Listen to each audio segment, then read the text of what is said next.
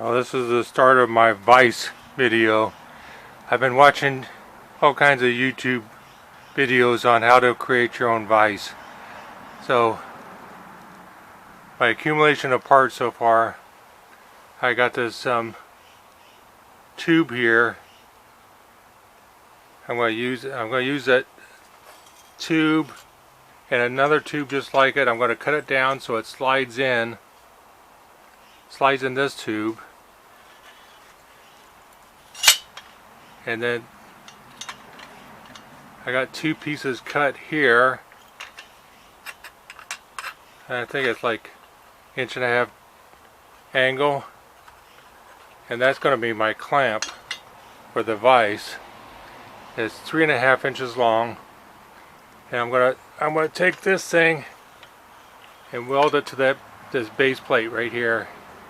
I hate drilling holes. I always trying to find something that's already got holes in it. So it's this piece right here. It's from a bed frame. I cut the cleats off of it. So I'm going to use those 4 anchor points for the vise. So hopefully it comes out good. I'm making it for my son. So hopefully he enjoys it.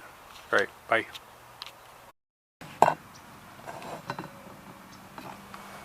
Well, this is the base plate for the vise. And you notice there's a weld down the middle. Well, this is the metal I had, so it came off of my daughter's bed frame.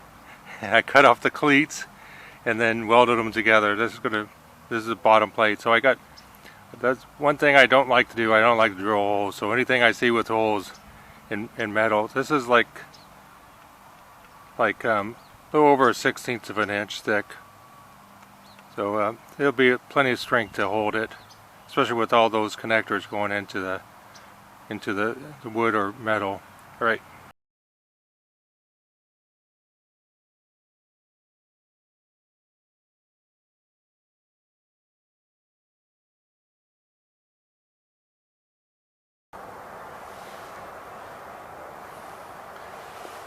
Okay, we're at this point here, and trying to use new camera method.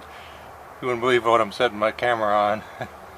But what they say in the videos about these vises, I cut a hole in the bottom of it to make room for the nut.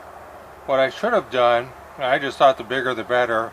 What I did was the threaded rod, I use a 5/8 inch threaded rod. I should have gone a 1/2 inch or even a 3/8, because with the size of the nut you have to put on to fit the 5/8, and with all the weld, you have to wipe out all this. And when they're doing their video, they left there's a little shoulder left. So if I'm sure I could have done 3/8, no problem. But well, this is going to be heavy duty, so it is what it is. Anyway, so it's a matter of putting this on here and then welding the outer to this thing.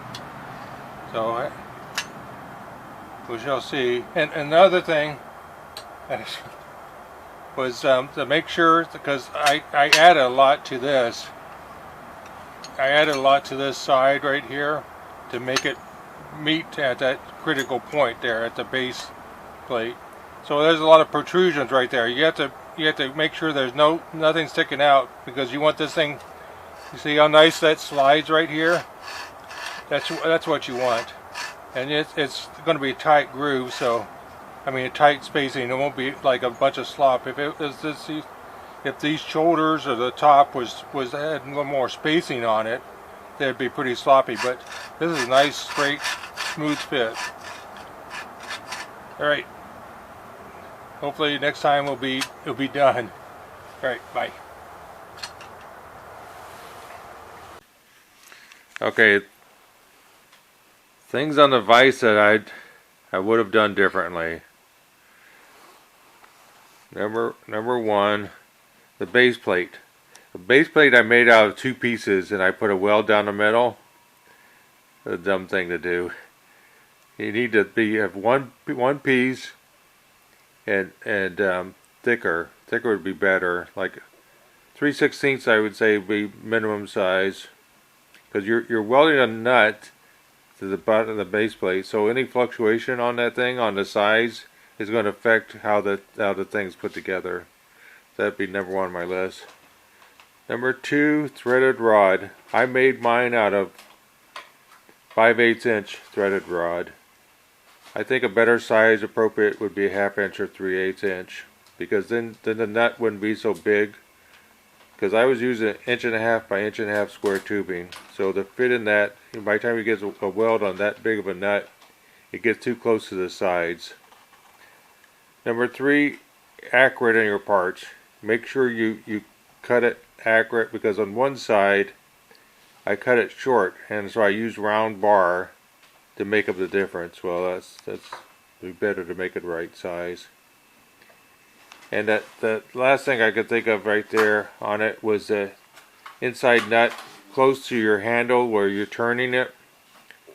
The inside nut, I had it spaced out like at least 3/4 of an inch or so, because I was thinking I wanted the thread on the outside, but I wasn't thinking about whenever you're pushing it, it's fine, but whenever you're pulling it back, you have to take up that gap, that 3/4 inch, so you're turning until you hit that again. So what I did was I made a spacer to make another washer, so it'd take up that gap. So that's the things I see that that need some improvement, that's for sure. All right, bye.